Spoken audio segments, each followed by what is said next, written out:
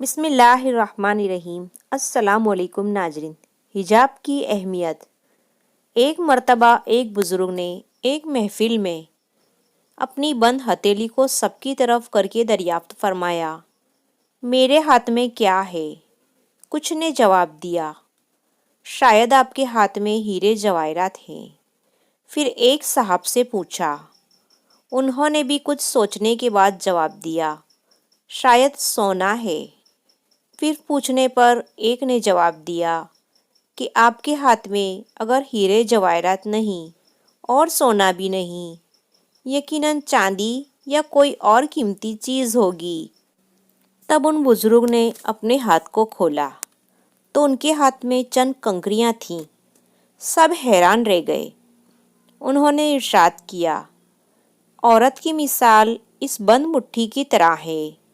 اگر وہ بند ہے یعنی کہ وہ با پردہ ہے تو ہیرے جواہرات، سونا چاندی اور اس کی بیش بہا قیمت ہے، لیکن اگر وہ مٹھی کی طرح کھل جائے یعنی بے پردہ ہو جائے تو وہ بے اوقات پتھر اور کنکریوں کی مانند ہے، جس کی کوئی عزت اور کوئی قیمت نہیں۔